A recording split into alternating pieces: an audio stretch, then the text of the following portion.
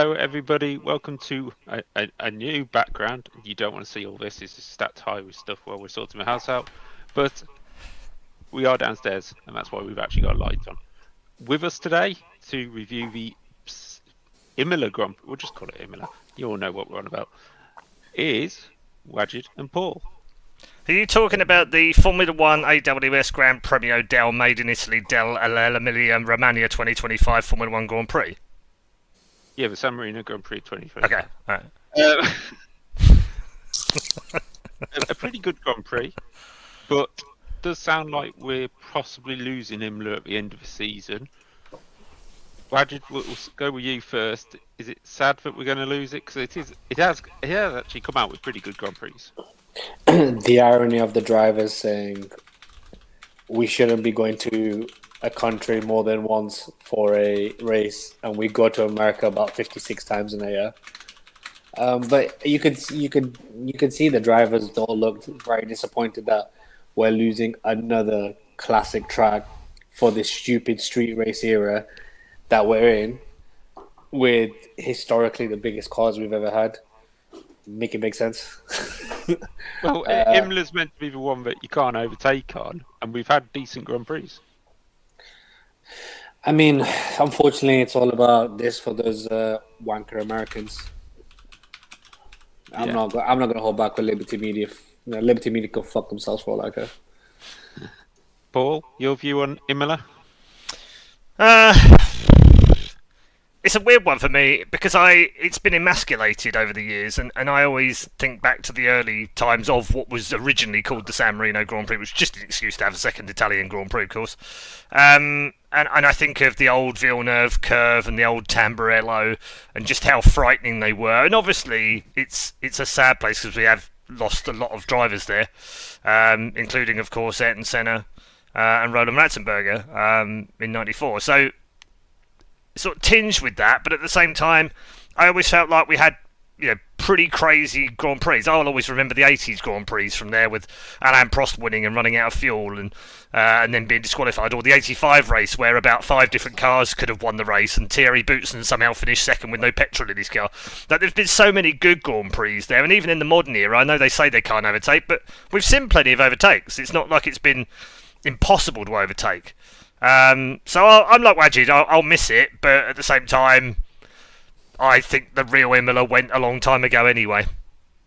Yeah, I agree, but we don't have to go to America 4 times in a year either.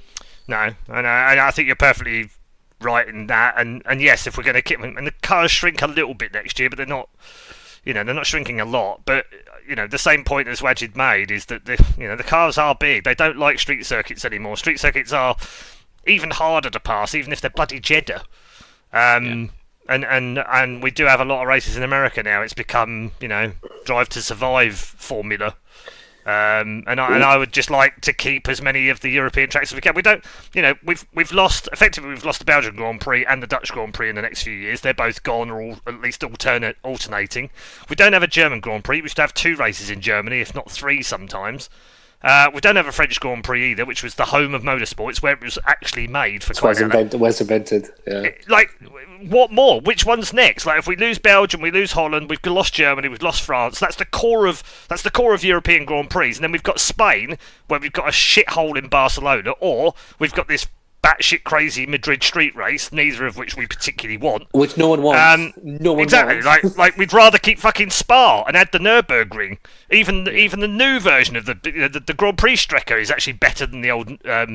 It's better than most of the modern tracks that we have and most of the street circuits that we have in America. So, unfortunately, this was always going to happen. This was happening in Bernie Ecclestone's day when we had 14 or 15 of the Grand Prix used to be in Europe.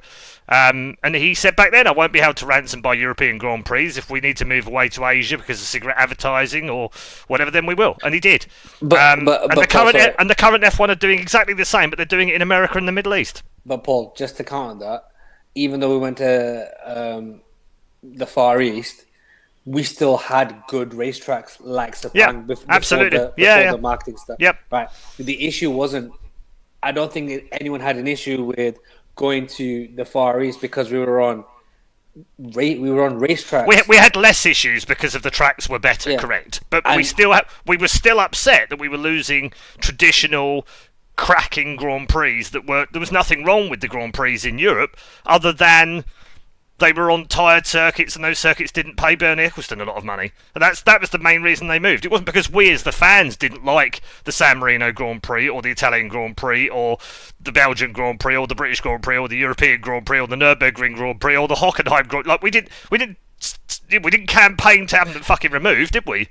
Whereas people are campaigning to have Monaco removed. They are campaigning to have other tracks removed because they're fucking terrible. And if we are going to Africa, and if we're going specifically to South Africa, Kailami. I beg. Yeah, absolutely. I don't want this Joburg street no. circuit bullshit. It has to be Kyalami. And by the way, Kyalami's not that far from Joburg. It's in Midrand. It's a fabulous circuit. I've actually been there myself in person. It's a terrific facility now, and it's a lot more modern than it ever used to be. It was, harangued back in the 80s because it was very out of date. They updated it a little bit in the 90s, but it was still quite bad. And actually, today it's a decent circuit, and it's a decent set of facilities. It's not on the par of, the modern stuff or Miami or any of these like incredible facilities that they built. But we still need a Grand Prix in Africa, and if anywhere, I think we should have one in South Africa. I really do. Just to round up the point.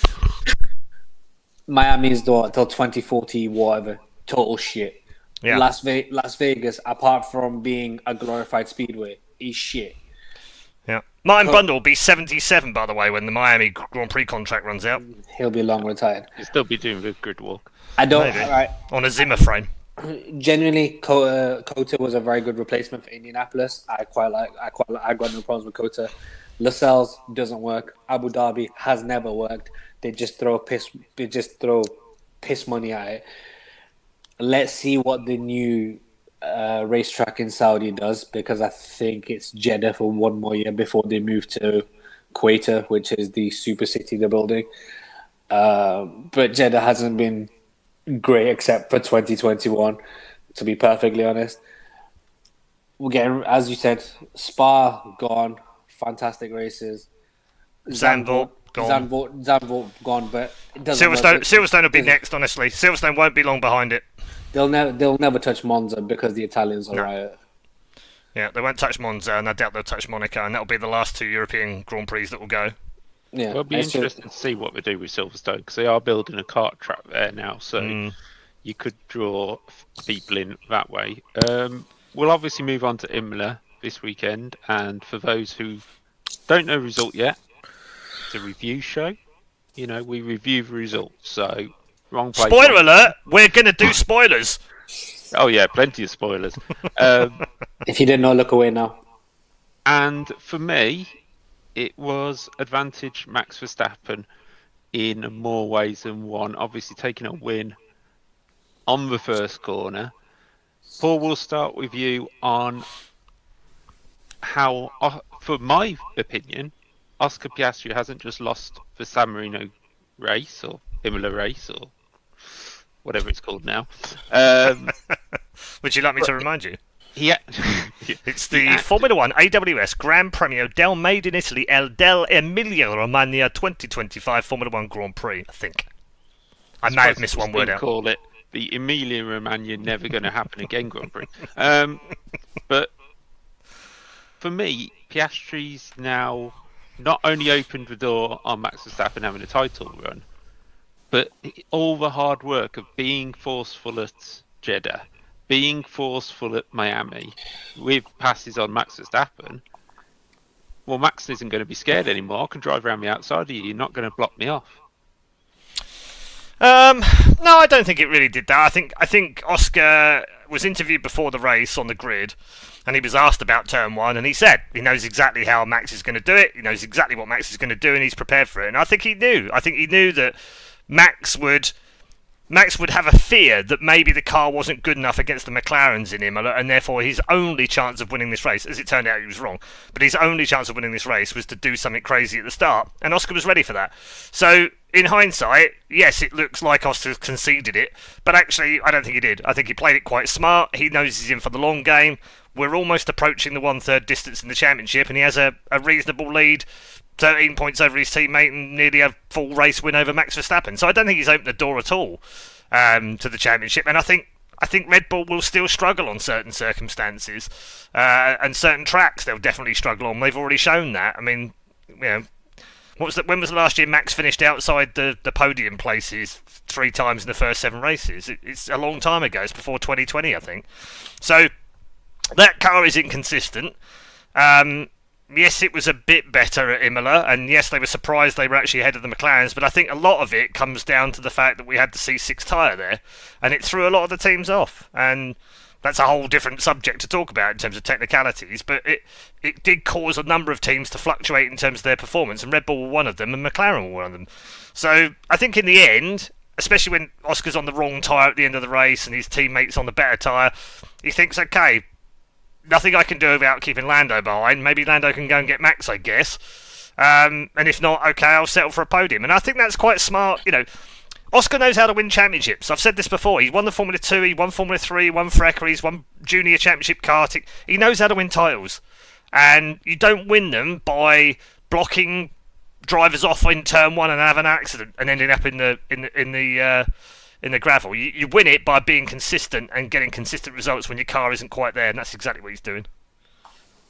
Well, does your view change any on Oscar's defence? Because obviously we did praise him a lot for taking the fight to Max Verstappen, but Max has took that outside line, and it was almost like he was covering off George Russell at the start. Because Max came out, Max just found pace out of absolutely nowhere coming from the outside. Like the way he flew around George, he was a mile away, and I think half of it, Oscar didn't expect him to come from as far as he did, and 2, if Oscar Piastri had no luck with it, had nothing but bad luck with a safety car, a virtual safety car, he'd have no luck at all, because he was overtaking. I think that 2-stop strategy in a normal race would have been the quicker way, because he was chewing away at the time. And in fairness to Max and in fairness to Red Bull, no one saw that race pace come anywhere, not even in practice or anything. It just seemed to be the conditions, the faster corners, the Red Bull was a lot easier on the tyres. And this is where I'll push back on what Paul said, where he said Red Bull the 4th fastest car. I genuinely don't believe it's the 4th fastest car. I think they've been sandbagging a fair amount. Yeah, Max is Max, and I think the second driver always makes the car worse than it is. But Max was comfortable. Max was very, very comfortable. I just think Max was the quickest driver on the day. If I'm Lando Norris, there's much bigger question marks on Lando Norris's form, and he's not hit the right form, and he's not in his prime, and etc. etc. etc. There's much bigger questions on Lando Norris and his racecraft, and the way week after week after week, everyone is waiting for him to put in a qualifying performance. And given where we're going next week, if he bottles it in qualifying, it's going to be even more devastating than it was this week. There's bigger question marks on Lando than I have on Oscar, personally. Well, we do have to remember we've got the extra stoppages at Monaco. It's coming in. It's got to be a 2-stop strategy, so that might make things change. Don't worry. Just sponsor the stream Pepsi if you fancy it. We'll definitely take any sponsorship going. Even if it's from Mohammed bin Salim. Oh yeah. Well, even OnlyFans, we will take any OnlyFans sponsorship. Yeah, I mean, he just pops up everywhere, doesn't he? Scary. Yeah, it is scary when he pops up like that. So, Max Verstappen, almost a perfect weekend. I've got to say myself, I think Oscar could have done a little bit more, because he's worked hard to go to Max and go, look, this is where I race, this is my line, and you can't bully me out of it like other people. And then obviously swept through. Lando, I think it was definitely a better performance from him, especially in the race, but just too far back. And I think he must have lost a lot of time under the VSC because Max suddenly seemed to have a 20-second lead after the VSC. So I'm not sure how that worked out. Got a bit lost on that one. But McLaren... Sorry, do you mean the first one? Yeah, the first one. It's because Lando had pitted under normal in regular time, and then Max pitted in the safety car. Between the two of you, and I'll let you decide who goes first on this one. McLaren has. Can we look at Imola as here we go? McLaren's bottled another one where they've got the quickest car, and realistically, maybe should have had a couple more wins already this season. Paul, you can go first. No, I don't think so. I think, as I said, I think the tyres played a bigger part than most people have realised or wanted to talk about after the race. They're all talking about different things like Lando bottling it or Oscar not being up to it or letting Max through. But actually, it was just a really good drive from Max, which I've talked about how good Max is this year and the fact we're going to get a Senna in 93 kind of season from him where the car isn't good enough and he's just going to show us just how fucking good he is. And we should enjoy it. And this is another example of that. I do believe this car is not, the best car or the second car or even maybe the third best car on the grid. I think it is the third or the fourth best car. If we take the 18 points that Ferrari lost from China and we put them back on the board, Red Bull are fourth. And that's including all of the points that Max has scored, of which is the vast majority of the points. Without him, they're seventh or eighth. So, I've got no qualms about saying it's the third or fourth best car on the grid, and that will fluctuate through the season depending on the type of track and the weather and which tyres they use and what have you. But this particular weekend, they seemed to be better on the C6s, they were better on the C5s, and that was the majority of the race. They had the best tyre. They got a little bit lucky with the VSC the first time round, they got a little bit lucky with the safety car the second time round, depending on which driver you're comparing him against. But then he just pulled away at the last 9 laps because they had enough tyre life. When they've got to manage the tyre, it's much harder for that car, and we've seen that in the past where he's finished fourth or fifth or whatever because he's had to manage and he can't take the tyre to the end. So there's a number of reasons why Red Bull were better this weekend, a number of reasons why Max was out ahead, and then we also seem to be forgetting that apparently this weekend, and according to Christian Horner, the flexi wings were all going to be taken away, and also the water-cooled front wheels were going to be taken away, and McLaren will be nowhere. Well, they still finished on the podium second and third, and they were still quick in qualifying, and so I think that's all a misnomer as well. But saying that McLaren underperformed here, marginally maybe, but I think they also got a bit of bad luck here and there with the way the race panned out, and I think the tyres just suited the Red Bull a bit better. I don't really look at it as a race loss for them. And as I said, I think at this stage in the season, I don't think Oscar's going to be too worried about giving up a couple of places like that. I also don't think Max is going to get carried away with having won 2 of the first 7 races in the circumstances in which he has, because he knows on both occasions he's needed a bit of luck to help him get there. So I think it's just early days. We've got one more race and we're at the 1/3 distance. I think by halfway through the season, I think we would then get a better picture on a range of different tracks as to where each of the car is. And of course, they're all trying to push forward still. There was some upgrades on the Red Bull this week, quite a few upgrades on the Red Bull this weekend. Little bit of upgrade on the McLaren, tons of upgrade on the Haas, tons of upgrade on the Aston Martin, and we've seen how close the whole grid is. That Aston Martin can have a ton of upgrades put on the car and can suddenly be in the top 8 with both cars in qualifying. So we're going to keep getting that. Every race, and they're going to get closer and closer, and when it gets closer and closer, inevitably the better driver will come through, as Max has. Rajid? No, I tend to unfortunately agree with a lot of what Paul just said. Ha! I think with 7 races, it was 7 races, and next one's the third of the way through the season, and I don't think we'll have a true reflection of what the grid looks like until, like Paul said, this whole flexi wing, super cooling tires, water in the brake ducts, water in any ducts. Shout out OnlyFans sponsorships.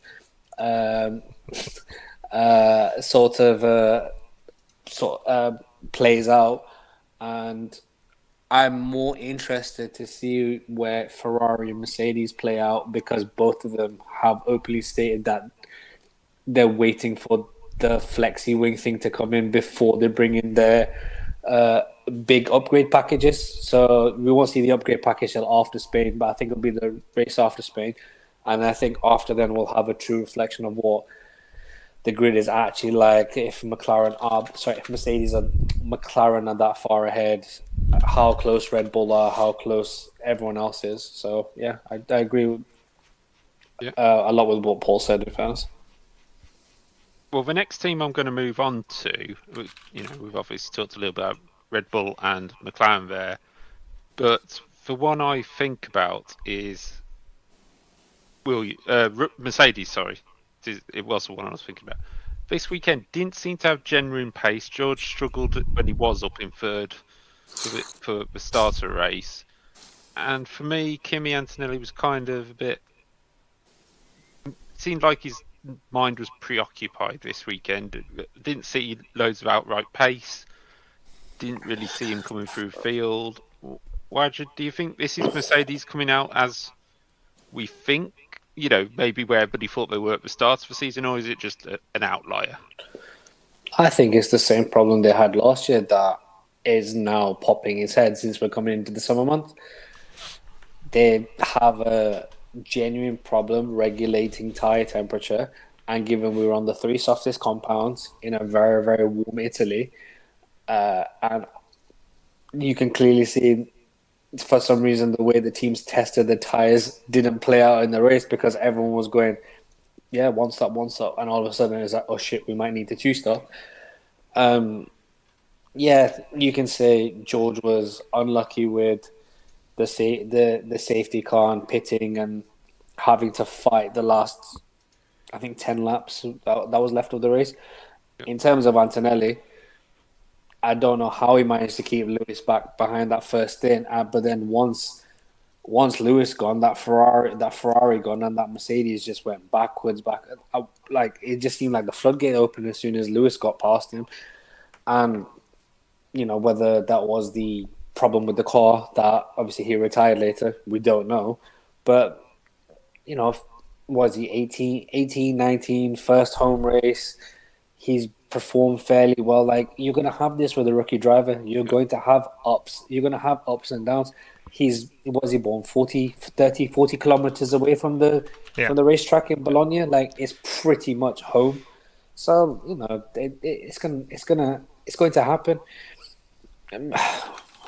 Like I sort of said in the previous segment, I've got to now reserve judgment on the top four teams until the new upgrade comes in with the new sort of amended regulations after Spain. Yeah, and George obviously struggled generally in the race. Fell back a few more because of safety cars, but he wasn't charging through on the fresh tyres. No, but if you listen to the comms that he had with his engineer, he made many references to issues being wrong with the car, as in something was broken in the car. Yeah. And as far as I understand it, they have found a damaged track rod on that car. So he was right. There was damage to the car, and it obviously affected the handling, and he wasn't able to kind of defend the way that he would normally defend. So I think that needs to be taken into account a little bit. He was dreadfully unlucky with both of the safety cars, the virtual and the normal. So again, you keep that in mind as well, because before that, he was in the mix, wasn't he? He was there in fourth place. He was fine. He was holding off Alonso, no problem. He was keeping up with the McLarens, no problem. Okay, Lando got past him, but then he didn't pull away massively. So I think this is a little bit of an odd one, because I think there's just, it's very hard to measure the success or failure of the teams in Imola because of the VSC and then for the full safety car, and then also because of all the changes to the way they use the tyres with the C6 being involved. So I think it's actually really, so I would say Aston Martin were actually the biggest disappointment this weekend in many ways because of the way that they qualified really well and then failed in the race. But again, look at how they suffered under the VSC and the SC really badly. They both got screwed twice with both cars. Then they had a bad stop. and they didn't then perform. But up to the point of the safety car, where was Fernando Alonso? He was in 5th, and he was harassing the Mercedes ahead of him. So how do you measure whether Aston Martin's upgrades have worked or not? You can't, because based on the amount of points they got and where they finished, you'd say it was rubbish. But it wasn't. We know it wasn't rubbish, because they've got some inherent speed in that car that's been unlocked by some Nui magic now. But how do we assess their weekend overall? Rubbish, frankly. So I think Mercedes are also in one of those difficult to measure. In a weird way, Ferrari are also difficult to measure, because actually they had a better race than they should have had. And so weirdly, we measure them and go, oh, actually, maybe they're not quite so bad. But actually, yeah, they are. They are still bad. They are still really bad at calling strategy. They have still got a car that's very troublesome. They have got a car which doesn't turn on when the really warm weather comes along and the soft tyres come out. They really can't. I mean, they would have been better off of mediums in qualifying than they would have been on the soft. So I think Imola disguises a lot of the issues some of the teams have and hides some of the performance they've gained. And that's why it was such a difficult... And we won't know now, because Monaco isn't really a good measurement of those things either. Because we all know it's, luck-based and traffic-based and luck of the draw if it rains, obviously that's thrown in. And it's more driver-orientated as well. So that, again, we can't tell. We're going to have to wait until we get to... I think Barcelona will show us where the true levels of the cars are. But again, it's like Wadget said, if it's too hot, that's going to throw Ferrari off, it's going to throw Mercedes off, it's going to flatter the Red Bulls again. Like, we just don't know. So I think we need a number of... I think, at the very least, we need to get to Canada and do Barcelona. I think those are the two... Once we've got to that point, then I think we can actually sit down and go, where are the cars, and probably work out quite well where they are. Yeah, there's a quick message on McLaren from Tim Cox here. Thanks for tuning in. With Pato Award doing the Pirelli tyre test back in February with McLaren and Oscar looking like the stronger driver, up for debate, but yeah, I can understand that. Do you think they may switch Lando for Pato in the next couple of seasons, Wadjid? Nope. I knew it was going to be short but sweet there. Paul? Nope. No. I personally don't see it myself either. I think if they were going to bring Pato to Formula 1, they already would have. Yeah, I mean, I think the only scenario I can see that happening in is if, and I spoke about this a little bit on my own stream yesterday, is if Max Verstappen moves to Aston Martin. And then Lando goes to Red Bull, because I think Red Bull would then make a play for Lando or Oscar. Yeah. And more likely Lando, they've had a good relationship with him for a long time. And then that sparks a whole merry-go-round then, because obviously Verstappen then going to Aston Martin, leaves a space at Red Bull. Then, of course, Lando potentially goes to Red Bull. Then McLaren have got a decision to make. They either promote Alex Dunn, who's next in line and currently doing really well in Formula 2, but might not be ready. Or they bring Pato across, because that's really, at the moment, the only opportunity they've got in the next 2 seasons. The other guys they've got, people like Brando Baddoa, Ugo Chukwu, they're all in Formula 3 right now, and they're not doing that well in Formula 3, so they're probably 3 years away from being ready for F1. So yeah, in the next 2 years, I think Pato... It's between Pato Award and Alex Dunn, I think, as to who would get into that team if one of them leaves in the next 2 years. I don't think either would leave voluntarily. I think it would only happen if, and I think Wadjid will like this one, and I think he might agree with this one. I can see Lando going to Red Bull if Max moves to Aston Martin. And the main reason will be by then is that Oscar will have already had at least one title under his belt and would have beaten him. And Lando will think the only way he's going to win the world title is if he's in a team where he's the undoubted, undisputed number one. And the only place he's going to get that on the grid is Red Bull. Yeah. I think you got a bit of a fair point there, Dan, saying Leclerc to McLaren, Behrman moves to Ferrari. Well, the Behrman bit would be the next thing. Yeah, Behrman is next in line for the Ferrari, but I think that's he's in the wings waiting for Hamilton to retire. I couldn't see Charles going to McLaren. Leclerc, I can only ever see at Ferrari. He's often said the only reason he's still in F1 is because he wants to win a world title with Ferrari. It's not because he wants to win a world title. He wants to win a world title with Ferrari. So unless Red Bull went for Leclerc instead of Norris and said, look, Charles, come to us. We've won 5 titles in a row. Come and join us. We'll make you the number 1. We'll give you a subordinate number 2. We'll put all of our resources around you. You can find a winner. I think that's the only one that would tempt him. And even then, I think he would have to think very, very hard. And I think he might turn it down. Yeah, Leclerc does seem to have this. I want to be world champion with Ferrari. Yeah. He's got a very weird loyalty to. I understand he was with them as a junior driver, blah Yeah. blah blah. Yeah. Yeah, he's been with them for 11 years this year. Yeah, but sometimes you've got to make the. No, absolutely. No, I agree. I mean, we all said that Hamilton at 11 years at Mercedes couldn't see it happening, could we? No. I mean, to be fair, sometimes you have to. Also, it's not just Charles. It is what Ferrari have done for Arthur Leclerc as well. Probably feels sort of that sort of connection, because they still do have Arthur Leclerc in the background if he is needed. He's not junior anymore. There is absolutely, let me tell you this, there is absolutely zero chance that Arthur is ever going to be a Ferrari F1 driver. There is almost zero chance he'll ever be an F1 driver. That's a fair point, because even if Ollie Behrman moves up, Haas would have Hirakawa as the Toyota driver. More than likely, as the Toyota, or Mitoma Miata. Yeah, because Miata is their golden boy. Considering Rio has done Fridays for McLaren, I think if they had to throw somebody in quickly, they would probably throw him in. Yeah.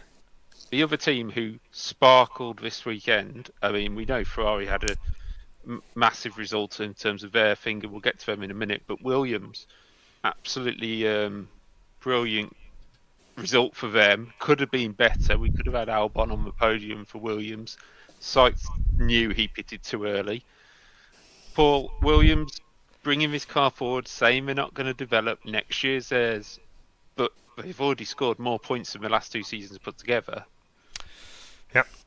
Have they got to really take this aim of going, we've got a good car, let's go get fifth in the championship and try and push on from there?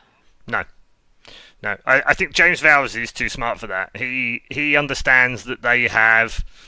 I mean, he was one of the fundamental reasons they decided to stick with the same core chassis as last year. It's exactly the same chassis. They haven't changed anything at all. They've changed some aero on the car. They've changed the floor. They've changed front and rear wings. They've changed some bodywork, but they have changed absolutely nothing about the chassis, because fundamentally their chassis was pretty good, and they knew that last year. So they've stuck with the same one to save resources, but also because it allows them to plan for next year better, because they don't have to spend any money or any time or effort or CFD on this year's car. And I said right up front that I'd spoken to a couple of friends at Williams at the start of the season. I've never seen them so buoyant. They knew they had a good car. They knew that it was ready to be in the top 5, may even be the 5th car this season. But they also said that they knew they had to capitalise the first half of the season with points when they were available, because they believe that without the development they're going to put into the car, it will fall off and other teams will overtake them inevitably. So they want to try and score as many points as they can before the summer break. And if they can get to the summer break with a healthy lead in 5th, then I think you'll find that it'll be quite hard to beat after that, even if the car isn't that competitive. But it wasn't just this weekend. Alex Albon has now had 3 5th places on merit this season, without disqualifications, without other cars falling out or other cars crashing into other cars, maybe save Oscar spinning in Australia. But other than that, he's finished 5th 3 times, and he's finished in the points 6 times out of 7, and in the other one he was 12th. So This isn't just a random good weekend that the car was good. They've been competitive almost every race this season, and I think that will carry on. They've got a really well-handling car. It seems to suit almost any type of track. It's okay on almost all the tyres except for maybe the C6, which a lot of the cars seemingly are shit on. And they've got 2 great drivers who are pushing the team forward. I know Sainz hasn't necessarily got the points on the board. He's only got 11 compared to Albon's 40, which is extraordinary. Alex Albon has 40 points, which is 8 less than Antonelli in a Mercedes and 13 less than Hamilton in a Ferrari. And we're 7 races in. And by the way, the next driver next to Albon is Ocon, who has 14. He's 26 behind. That's how good a season Albon's been. For me, driver of the season so far. Everything we said about him at the start of the season, I thought he might buckle this year. I thought Sainz was going to show him up in the same car. I thought he was going to show that actually that Williams has been much better than Albon's even making it look. And yet, actually, I was wrong. And I'm glad I'm kind of wrong. He's the real deal. I said the exact same thing, that Sainz was going to walk in and kick his ass. Not been the case at all. Yeah, you can have the whole Sainz is adjusting the team, but that would discredit what Albon's done with that car at all the races. Fair play, Albon is that guy. And do you know what? in terms of Williams, it's nice to have them up, and I think they have the strongest driver lineup in the midfield. Fernando, I don't know why he's still there. I don't know why Aston have bothered. Yeah, cool. He might have a Adrian Newey car in 2026, but you've got to at least earn your keep. He was unlucky this week, but he's just been shite for years. Lance Stroll, less said the less said the better. Liam Lawson, at this moment in time, let's see if he has a job in the next couple of weeks. Crasher Pinto back at it again. Did say, didn't I? Yeah, he I did say. He's back at it again, and even though I would probably say the Visa, Cash App, American Express, PayPal, Alibaba Express payment system is probably the fifth quickest car, they just can't get the results the same with the Williams are literally maximizing every single week, and the Red Bull seems to be either it's a team mistake or Lawson's binned it or Hadjar's a rookie is doing what he can, but there's a slight mistake here, a slight mistake there, and I don't think the other teams are gonna catch up and be consistent enough after the summer break that they'll overtake the points, and that's where I think Williams are looking very healthy. But it's nice to have them back. Yeah. They're a historical team, historical name. There's a reason people have nostalgia and a history for and an affinity to these teams because it's a name, it's a brand. It's not a Ferrari, but it's there with McLaren. It's that sort of name. It brings something to the sport. If you have all this pandering to Cadillac, Toyota, Audi, and stuff like that, there's something to be said about the classic names of the sport as well. Okay. Yeah, it's very true. I mean, I've just seen something actually that Kimi Antonelli's took his crew karting today, so all the Mercedes mechanics from that side of the garage have been out team bonding, shall we call it. So that's nice to see, even though it didn't quite go as well at the weekend, but they're still in the area and heading off to Monaco very shortly. Just a very quick thing on Carlos Sainz. He seems to be, I don't know, quick, but things don't seem. Is it just pure luck, Paul, at the moment with Carlos? I wouldn't say pure luck. No, I think there is a. Let's. I know drivers like to use this as an excuse. Oh, but it's a new team and I'm adjusting. It's very true. It's been very true of these new generation cars since 2022 in particular. And the systems on these cars are unbelievably complicated. I'm going to have to do a video on it because it's very hard to sit here in a very short amount of time and explain just how difficult the systems are to learn on every single car. They all do it differently. They all have a different way of working. They all have different processes, but also the switches, the systems on the wheel, the onboard tools that the drivers, they're all different and they all get used a different way. And it does take time to get. And I know you can say, but you can spend time in the simulator. There's only so much you can learn in the sim, honestly. You need to be able to do it in the race. And unfortunately, every time Carlos has had an issue, it's usually been down to the fact he doesn't know how to deal with it in that car. And he did the same thing. If you watch what he did at Ferrari, he spent the first half of the year in Charles' shadow. And he was behind him. Not by much, but he was behind him. And he got closer and closer and closer until eventually they started swapping over where they could qualify and where they were finishing. And then his next season, he was absolutely fine. I have no doubt that Sainz will come good at Williams. There is a little bit of bad luck in there, absolutely. By his own admission, his strategy wasn't great at Imola, and that cost him. But at the same time, again, bit of bad luck with the safety car. Could have gone a different way in qualifying. There's lots of other reasons to why. I don't think it's one pure thing, but I think all of those things combined are hurting him. But I think Wajid's right as well. I don't think that detracts from the job that Albon's doing. I think Albon has basically said, look, here I am. And I'm consistent, and I'm doing this. And I think Carlos can reach and maybe even better that, but he's going to need half a season. And we're 7 races in. I think he's got another 5 races before we start going, well, hang on a minute, he's not actually doing anything still. And if in the second half of the season we don't see him ahead of Albon, at least, every other race, then I think we then start asking questions a bit more seriously about, where is he really? Have we overrated him? Because the problem is, if we've overrated him, then we've overrated Charles Leclerc too. That's quite true, yeah. Speaking of Charles, we can move on to Ferrari. The first thing I would like to say is congratulations to an ex-Ferrari driver, Schwartzman. Robert Schwartzman. Robert Schwartzman. I don't know why I was about to call him Charles Schwartzman. Robert Schwartzman. I'm really happy, by the way. Why is that? Because he's the first Indy 500 pole sitter I've actually beaten a real race. Fair. I mean, it's. So are you saying? I'm actually really happy. Wait. Are you saying you could have stuck it on Paul and Indy this weekend? Is that what you're saying? Well, I beat him in the race, therefore I'm better than he is. So therefore I could have got Indy 500 pole this weekend. Yeah. I'm presuming that's how it works, right? Go-karts as well. So they are all equal go-karts. But no, congratulations to him and the Prema team, who haven't had the best of starts over in Champ Car. No, it have been a bit rough, hasn't it? IndyCar, it's not Champ Car. IndyCar. Again, though, I will say, the record books in 20 years from now will say Robert Schwartzman rookie pole position Indy 500, Prema rookie Indy 500 pole position.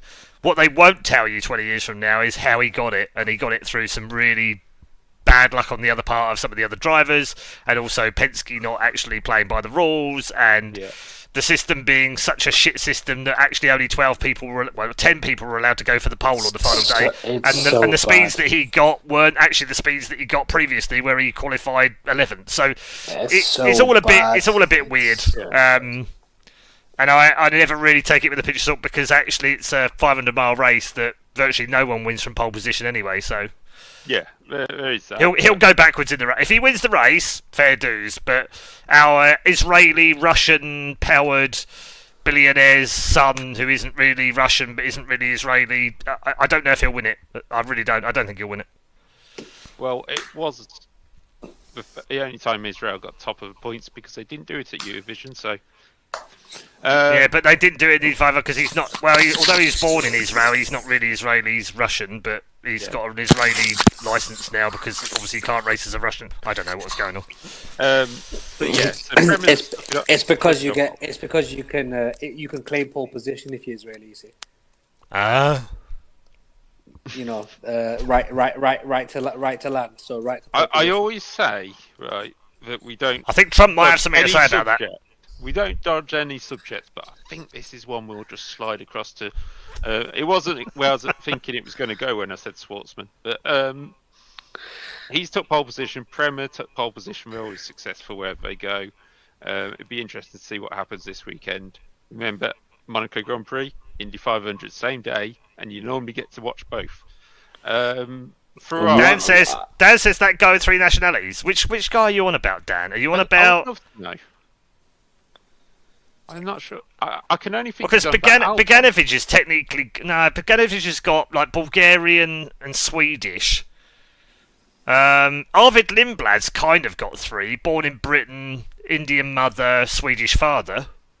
So he can have 3. He can have 3 passports. Is that who you were talking about? Arvid Lindblad, maybe in Formula 2. I don't know. Who knows? But I mean, technically, Max has got 2 because he was born in Belgium and he's Dutch. Lando Norris has got 2. Anyone know how? Why? His mother's Belgian. And also Belgian. Yeah. Dan says English, Korean, and something. Are we on about English, Alex Korean? Albon? He's from Thailand. Alex Albon was born in England, but he has a Thai mother.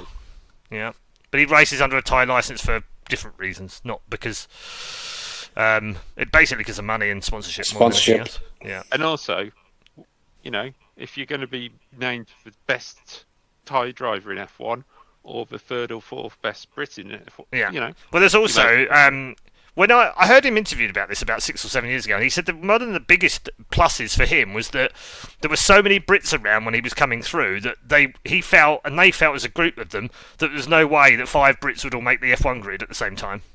Yeah. And therefore, if he's Thai, then actually that helps him a little bit, doesn't it? Well, I mean, 4 of them did actually make it all the way through, so... Yeah. Going back to Ferrari, no pace on the single lap. didn't look anywhere over the weekend, and then Awful. somehow, even Charles saying it's a terrible strategy, and he still pops out with a top 6. Lewis just right place, right time, constantly putting on fresh tyres, and that car does seem to work with fresh tyres, which makes no sense.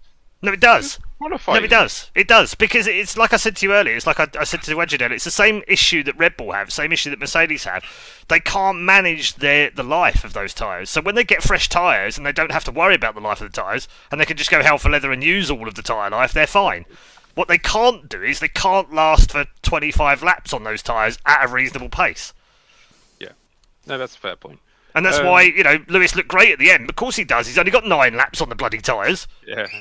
I mean, in terms of a championship and the point situation, there's only, 12 points between the two Ferrari drivers now? Yeah, I think 51 plays 63, I think. I know Charles hasn't had the best of luck, but he has kind of maximised what the car can do. Mostly, apart from China, I would say yes. Yeah, apart from China. Lewis just seems to be up and down all the time. Yeah, he's like a yo-yo at the moment. Who's going to be top of the Tifosi by halfway through the season? Do we think Lewis or do we think Charles? I think Charles still, yeah. But yeah. I think Lewis is getting closer week by week. Yeah, I mean, I think if you look... Ignore China as a weird weekend where Lewis had Leclerc's number. Well, it was weird a few years ago when Mercedes weren't dominant and suddenly won there with Nico Rosberg. Yeah, and I think it's an oddity about that weekend. But give Lewis a sniff of a victory and he'll take it, right? I mean, that's one of his core strengths, is that you only have to give him a sniff and suddenly everything comes out and he does qualifying laps like Schumacher every lap. So he does have that in his locker, whereas I don't know that necessarily Charles does. But I think Charles is more consistent, and that's why it's showing through at the moment. But if you look at the ebb and flow of the season so far, as I say, ignore China where Lewis definitely had Charles' number, but I think Charles was also just off that weekend. Every weekend other than that, since then, Charles has been ahead, right? Except to this weekend. And then this weekend was kind of neither here nor there because neither of them were really on it. And then suddenly Lewis gets a sniff of a podium and, oh my God, look, he's got pace again. And that's what I'm on about with Lewis. Like, he almost... in a weird way, he's like a mini Lando because he kind of fucks himself in the head a little bit, doesn't he? He keeps telling himself, "Oh, car's terrible. I can't do this. I can't do that. Yeah, we're working on it, but it's going to take time. It's not what I came here for. I'm upset with me engineer. Have a cup of tea, why don't you?" All of this stuff is not helping the focus of what he needs to be focused on in the background. And Charles is just like serenely just getting on with it, having been at Ferrari for the last 11 years. So, in the end, I think it will be Leclerc that comes out on top, but it won't matter to Lewis in that sense because neither of them can win the title. If they come up with a World Championship winning car next year, I think you'll see a totally different Lewis. Same as we did when he went to Mercedes and you thought, hang on a minute, Rosberg's actually the real deal here. If we think Hamilton's really good, Rosberg's actually even better. Holy shit, we never knew. And then all of a sudden they get a World Championship winning car and then, hey presto, Hamilton's literally like gold dust. So, yeah, I don't know that we can necessarily read too much into it. And if we accept that it's difficult to transfer to a different team, how much better is he doing than Sainz at Williams? Yeah, it's fair. How much better is he doing than any of the guys that went to Red Bull this season? Yeah, well, that's a low bar to set. But have you seen... Well, is it though? Because Wedged doesn't believe that it's the fourth best car. If you think it's the fourth best car, then actually those guys are doing about par for what the car can do, aren't they? If it's not the fourth, then it's the second best car, then they're doing shit, which means that Lewis Hamilton's doing a great job. Kind of it both ways. But no, the only thing I was going to say to that is there's that viral clip, isn't there, that shows how much time Lewis spends before the race and after the race really trying to adjust to the team, and I think that's what the I do too. Is. Yeah, right.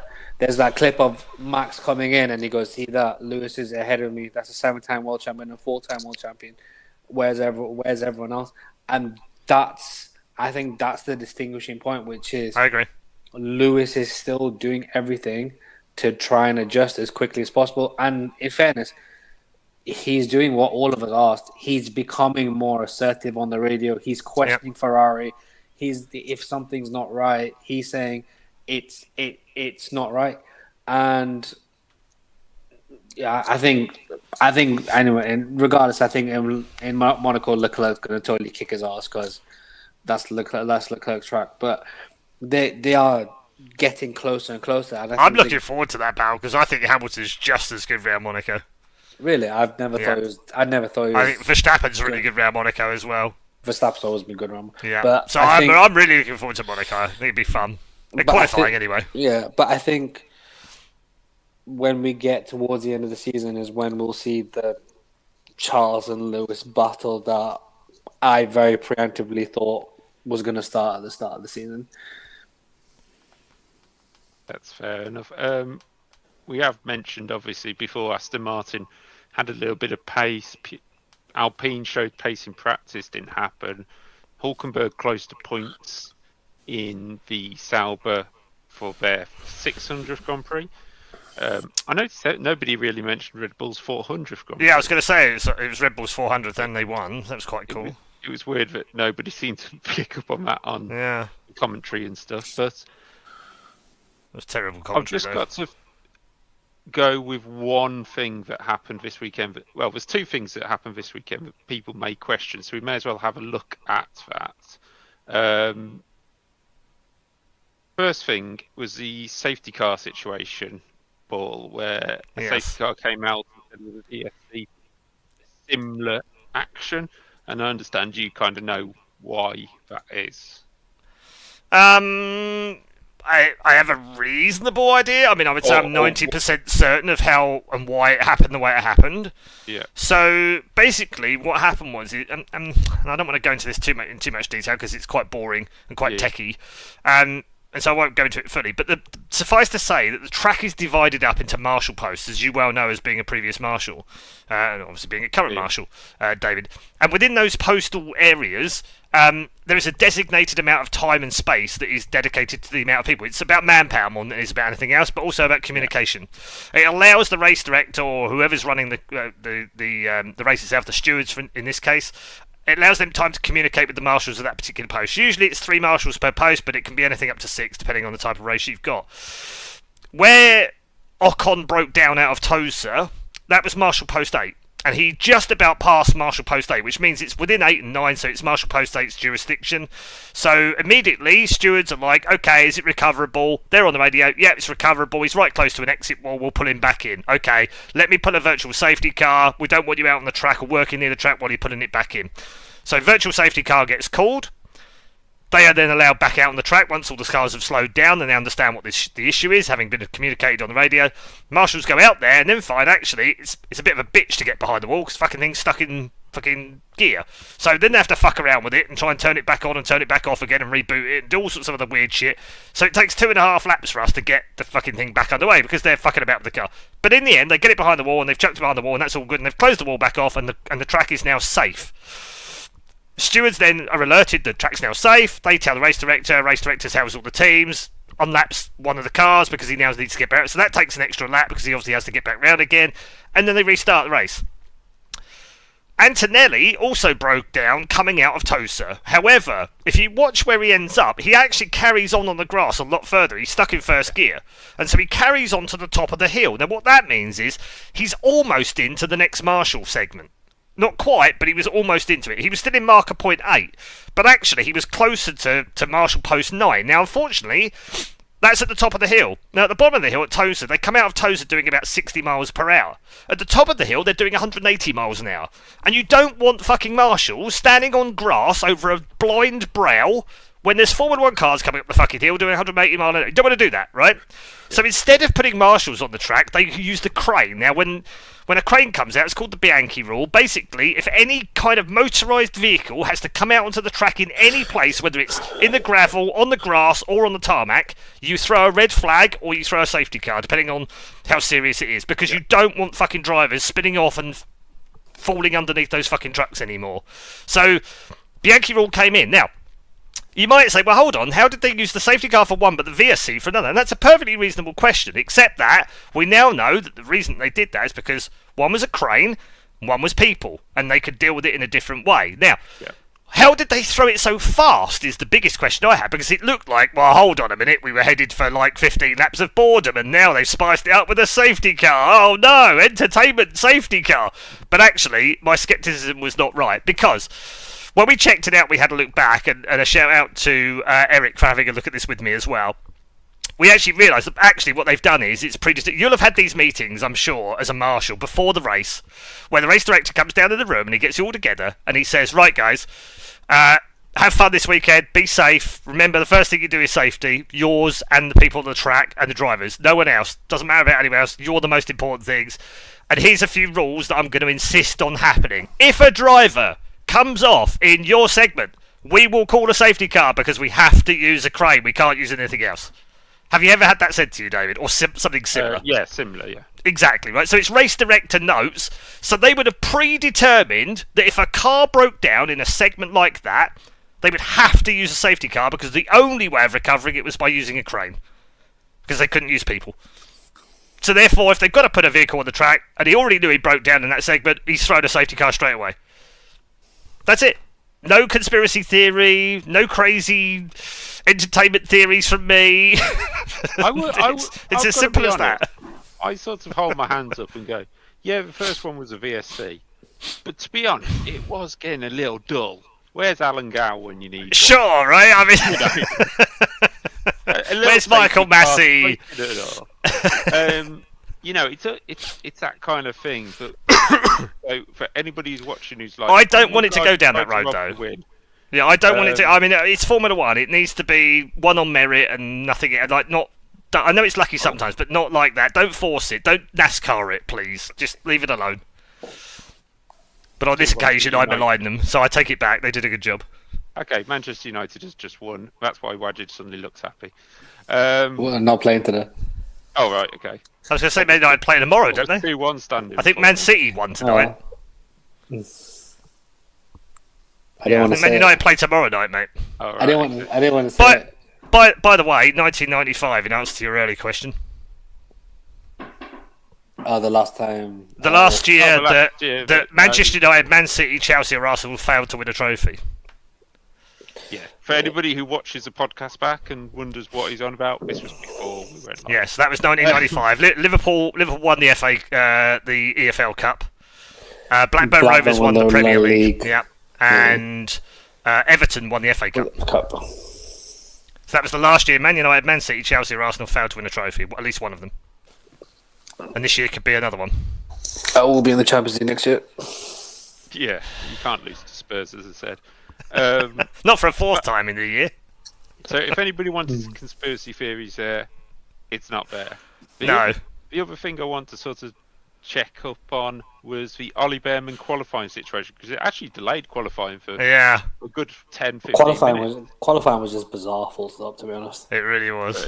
So, do either of you have an opinion that's different to the stewards on why Behrman lost that lap time? And it should not have taken as long as it did. No, I think there needs to be, and obviously this requires a sporting regulation change, so it's not something that will happen this season. They might do if all the teams vote yes, but unlikely to be challenged and changed this season from the FIA. Maybe they could look at it for next season, but it's in the sporting reg. So the distance and the time amount between each qualifying session is predetermined and it cannot be changed. So. Yes, they took too long, but they also want to get it right, and I understand that pressure. They've also got a ton of other... It's not like that's the only thing they had to deal with. They have to deal with all the other things as well. And don't forget, all the teams are fucking bombarding them. We don't see it and we don't hear it anymore, but they're still doing it. They all have a designated person that has to speak to the stewards, and they're all fucking sending stuff backwards. It takes time to get this stuff sorted, and unfortunately it wasn't sorted in time. Had they had the time or the ability to say in the sporting regs, we're pausing the restart of qualifying to investigate, and it won't take place until we've completed it, and we'll give you an estimated time, they would have had time to have decided it and then would have made the right decision, and it wouldn't have impacted on the Haas team. So, but that rule doesn't exist, so I don't really know what they were supposed to... I feel bad, because I think that it was the wrong thing, and Haas shouldn't have suffered, and Ollie shouldn't have been able to suffer, but at the same time, I don't know what else the stewards could do in that situation, honestly, with the rules and the regulations the way they are. But do you know what also doesn't help? That from racetrack to racetrack, for some reason, the start-finish line seems to be in different locations.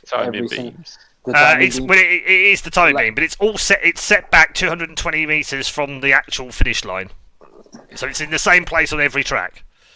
But it But just for looks. me, It looks like it's why? different. Just keep under the lights. Just makes Yeah, it easier every single why time. does it need to be there? Yeah. I can't remember why they have to do it, but there is something to do. It's some technicality as to why they have to do it that way. But But- yes, I agree with you. But yeah, It's set back at Monaco though. I can't remember actually. I think it does go back, yes, because if you remember, the checkered flag is over like the middle of the grid. no, that's where no. The checkered flags where as you come around the corner, it's exactly where the lights are. The lights are further ahead, but the timing. Are they okay? Yeah, maybe it is different in Maybe it's Monaco the way then. around. But it would be difficult in Monaco. It would be different in Monaco because it's Monaco, right? But yeah, in Yeah. every other track, it's exactly the same amount back. So the lights are further ahead, but the timing beam. I think the line for the timing beam is slightly further back. But I can't remember. I was there last year. I should have checked really, shouldn't I? Yes, how When I was dare going you- round, Well, when I was doing dare my you trips around the know. Grand Prix track. we'll see How next dare week. you go to Monaco and forget that you were not on a podcast that you were not already I did. on? I did remember to get fined though by the gendarmes, so that was good. Oh, So every time the Grand Prix cars go round the hairpin, I go, oh, I got fined there. I got pulled over. It's quite fun, really. It's right on the exit of the hairpin as well, going down. Around the the hill. exit as you go down the hill from Yeah. the casino Yeah. Square. Yeah. Well, no, actually in front of what used to be the Lowe's Hotel, right on the Lowe's Hotel hairpin. So me, Yeah. my So you come round and then you go round the hair. I got halfway round the roundabout, round the hairpin, and then the gendarme came out in front of me, and then he made me pull over onto the right hand side. So as the cars come out of the hairpin, they come over to the right hand side where I was parked, and then they switch to the left hand side to go through Portier. And so yeah, I got pulled off. I pulled over just there. Yeah, my Monaco. I'm so glad my, you said you got pulled over because you almost said pulled off. Your mind. You almost said it. my Like, Monaco go on, moment. My Monaco moment is going to the casino at Casino Square with my friends with £100 going. Yeah, here we go. And then the table next to us betting £1 million each on 12. And Amazing, we're isn't just it? Yeah, Yeah. just said, yeah, see you Yeah. later. So I had a pinch me moment with my brother when we went because I went in the car and we pulled up to the casino, and you can't park in a casino car park unless you've got a really, really nice car. So I was really worried. So we pull up, and I wind the window down, and the chap says, "Yes, monsieur." And I say, "Could we park in the car park in front of the casino?" And he pulls back and he goes, "Yes, okay, 30 minutes." Oh, thanks. That's great. So we got 30 minutes, which was great because me and my brother then got a gold. You get a gold ticket. They park your car for you in front of the casino, and then you're allowed into the casino coffee area behind the gold ropes with a golden ticket. And then the paps are just papping you from behind the ropes. And my brother was sat there in his shorts, and he was like, "Why are they all taking photos of me?" And I was like, "Well, because they think you're famous because you're sat behind the rope." And he went, "But I just sell fish for a living." And I went, "Yeah, I know." And he went, "That's fucking weird." I went, "I know." It's just such a fun moment. It's just the way it goes. But now Yeah. let's see who can be famous with their not so good. Oh, predictions. Yeah, prediction time. Oh. What's the current score? Well, it's Seven funny. questions. It's funny you mentioned that because we have them live. Oh dear. Yes, yes, it's very questionable. 7-3-3, and that's before this weekend. That is Yeah. before this weekend. Yeah, and then afterwards, let's have it, boys. Probably the same, but fifth in qualification was Fernando Alonso. None Yeah, of us got no one got that one. No, not one of us got that. Let's be totally honest. I know I was putting wild guesses of fifth place, but Yeah, I always try to do fifth as a one, but I nearly went with Gasly. That would have been funny. I wasn't going to take the biscuit with Alonso. Fourth, Lando Norris. Third, George Russell. Second, Max Verstappen. And on pole was Piastri. So Yeah. bring it up. I'm so unhappy about this because I was so close to getting this completely right. So Wajid, no. I got one for No. I got one for Piastri, You got one for Piastri. and I got one for Verstappen. Oh yeah, so two for you, Yeah, Wajid. and have a look at mine. Yeah, I got none. So I had Verstappen, Piastri, Russell, Norris. Yeah, you can have a point for Russell and Norris. I can have 2 points, thanks. 2 points, yeah. 2 Yeah. points. So I get 1, Paul gets 2, Wadgy gets 2. Is that what we're saying? Yep. So Just update results. And then in the race, the top 5 was Alex Albon, Lewis Hamilton, Piastri, Norris, and Verstappen. Now, if this is not the race where I put a random Lewis Hamilton in there, please say it did. No. Okay, so on Wadget's side, Verstappen 5th, Russell 4th, Leclerc 3rd, Norris 2nd, and Piastri I got one for Norris. Yeah, I got 1 for Norris as well. So that's 3 for Wadget. Paul, you got 1 for Norris as well. I got 1 for Norris. My annoyance is that I completely forgot to put Verstappen in and thought I'd already put him in. So then I was like, I'll add Leclerc on the end then. So I haven't actually got Verstappen in my top 5, which is because I forgot him, which is silly. And David, you had Behrman in 5th. Yeah. Behrman in 5th? What? You had Russell 4th, Antonelli 3rd, Verstappen 2nd, Norris 1st. Wow, so you got 0. Okay, so I got 3 this weekend, which doubles my entire season score. You both got 3 this weekend, and I got... So I'm now on 6, and Wedge is on 10. But don't worry. 10, 6, 4. Right, okay. We haven't got long to wait. Well, actually, we've got like 2 seconds to wait, because we're now going to do the race predictions, the qualifying predictions for that boredom of Monaco. You say they can fight back after a week? Well, yes, from a bad result, we can fight back within seconds. So, Wajid, would you like to go with your qualifying first? Yeah. I will go... I'll go Verstappen first. I'm going to go Piastri 2nd. I'm going to go Leclerc 3rd. I'm going to go Hamilton 4th. And I'm going to go Russell 5th. I think Norris is going to bin in qualifying. Wait. You're going to have, in 5th, you said Russell. Yes. Then Leclerc. No, then Hamilton, Leclerc, Piastri, Verstappen. This bloke's seen 2025's Ferrari. It's Monaco though. That's why. That is literally the only reason. Okay, Paul. If it's going to rain. I am actually. That's exactly what I was doing because I think it's going to rain on the Saturday. Whereas the Sunday, I think it's going to be dry. I think, according to the weather, from what I remember looking at yesterday, but it's the 7-day forecast, so you never quite tell. But I think it's going to be raining for quality. So I'm going to go slightly differently here. I'm going to go... Oh, this is going to be so wild. I'm going to go Leclerc on pole. Ooh, and you were giving me Sada. No. Piastri 2nd. Yeah. Hamilton 3rd. Alonso 4th. And Verstappen 5th. Right, hang on. You're putting Verstappen, who everyone calls the Rainmeister, 5th in the rain at Monaco. Yeah. Which is 1 place higher than he qualified last year in Monaco. Fair point. I am with Paul. I don't trust that Red Bull in Monaco. Not me either. Okay. Don't forget, it's traditionally quite hot. That car doesn't work in the heat at all. That's the times he's been bad this season. Has been when it's been superbly hot. When it's cool, he's fine.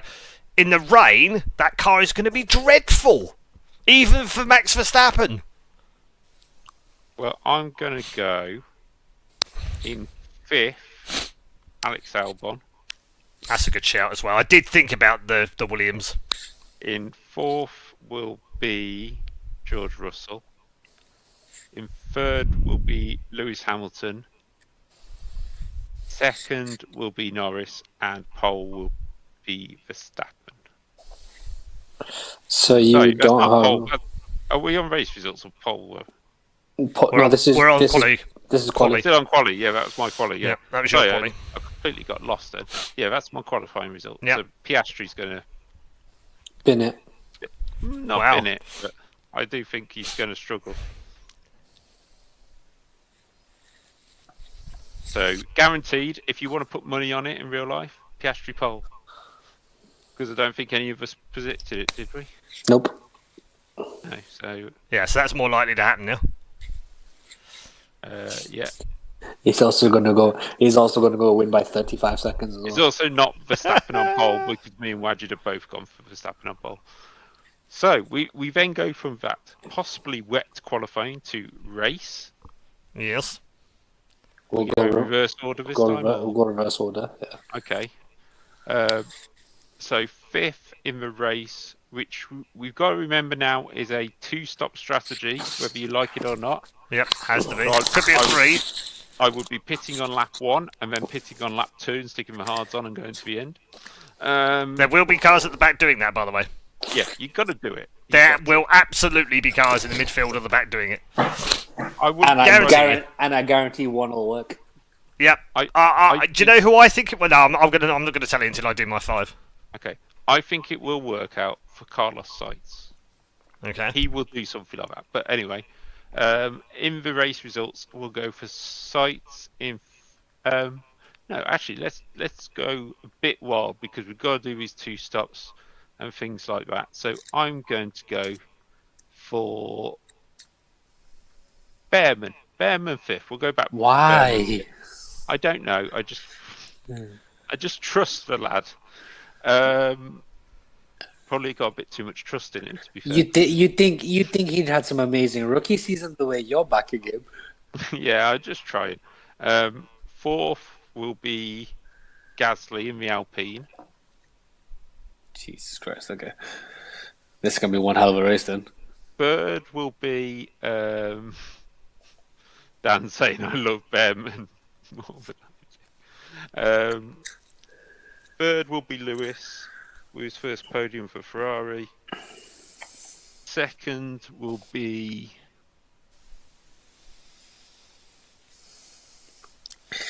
Leclerc, and 1st will be Piastri. Because Norris and Verstappen will crash together. Paul, if you'd like to go next, please. Okay, so I'm going to go with 5th, Yuki Tsunoda. They're They're going to double stop him lap 1 and lap 2, and then he's going to go the whole race all the way through. So he's going to be there by the end, and that's the Red Bull risk because they're like that. They're good strategists, right? So yeah, Tsunoda 5th.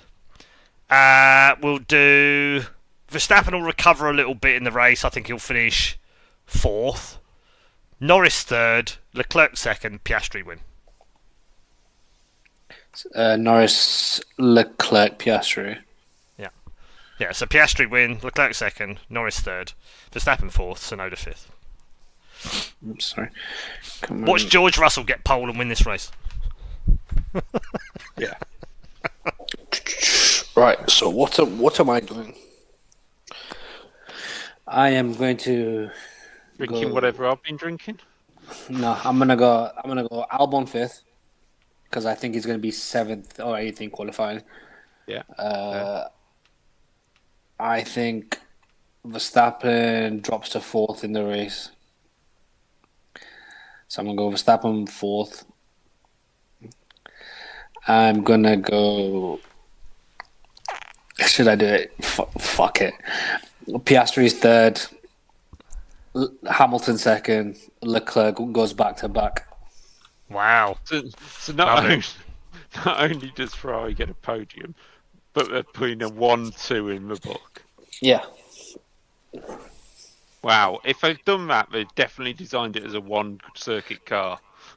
I'll tell you that. I think because of Leclerc, I think Ferrari always have like a very Monaco specific chassis, and Leclerc is very, very good around Monaco. He grew up there, all that home race advantage. I don't know. I just think Ferrari do something this weekend. Well, it is going to be the weekend for crazy strategies in a race, mate. The thing is, a lot of people will say, "Oh, is this really going to work? Can you make it work?" The thing is, it's not like Qatar a few years ago, is it? It's a race where you go on. No, can I make one? I don't want to make an alteration in my top 5s, but can I make one more extra prediction, and we'll see if it comes true? Yeah. Feel free. I think they might all just box on lap 2. I think they might just all do it. And then they'll be like, right, well, we've all boxed on lap 2, so we'll all box on lap 3. And then they just make a mockery of the whole 2-stop thing, and then they've all done, and then everyone goes to the end. What, is there going to be loads of queuing in the pit lane? Yeah, maybe. Or do you think Double stacking. Maybe whoever does the pit stops on second does it on third? Yeah, and whoever yeah, does exactly. first Yeah, maybe they does it on maybe they fourth. do. Yeah, exactly that. First 3 or 4 laps, we're just going to get loads of. Just because it'll make a whole mockery of the FIA rule, won't it? I could just see the FAA sitting there going, Yeah. Or this works. mysteriously on Friday, the race directors' notes come out and they say, because we've enforced a 2-stop strategy, you can't stop before lap 5, and again, you can't stop for a second time before lap 10. And that will fuck them up. That'll be what they'll do. I bet you. But you know what? Lap 11. But you know Probably. what? But you know what? But you know what? I can't see it happening. I can see the person in the team in 5th or 6th in the race going, if they don't make a mockery. Yep. Generally pitting at lap 5. Yep. Absolutely. Circling all the way around and just waiting for a safety car because there will Yep. be a safety. There will be Exactly a safety that. Yep. That's why I said anyone outside the top 10, anyone don't get a Q3, that's what they do, right? So we're going to get a surprise. It's going to be a Sonoda or an Alonso or a Gasly or someone like that is going to end up right at the front end of the race because they're just going to end up taking that kind of risk, and it's going to work. Because Monaco isn't about 2 stops, it's about clean air. It's about being able to run the way you want to run, and if you basically pit at the start and then you've got no track in front of you, great.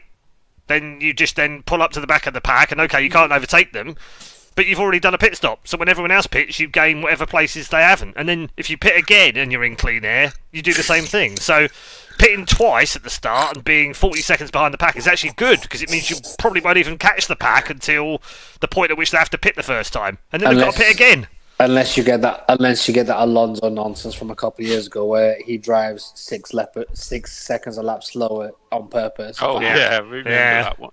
Yeah, Forgot about that actually. yeah. Yeah. Or if you're because Enrique Benaldi, Yes. I mean, that's just Enrique Benaldi's pace. it was. Yeah, but no, like, yeah, the I Alonso was thing. doing flat out. I mean, the Yeah. Alonso He's doing his thing, best, leave him alone. The Alonso thing, just how far has one man got real estate in your head? What, you had to drive that slowly because Lewis was behind you? Like, it's just pathetic at this point. I think we could see if Stroll qualifies ahead of Alonso holds the group up to the tune of 30 seconds. They get rid of both Stroll's pit stops, and then they go. How about they pit Verstappen on lap 1 and lap 2, and then they leave Yuki out until the end, and they pit him on the second to last lap and the last lap, and he holds everyone up whilst Verstappen then catches up. What a deadly strategy that is!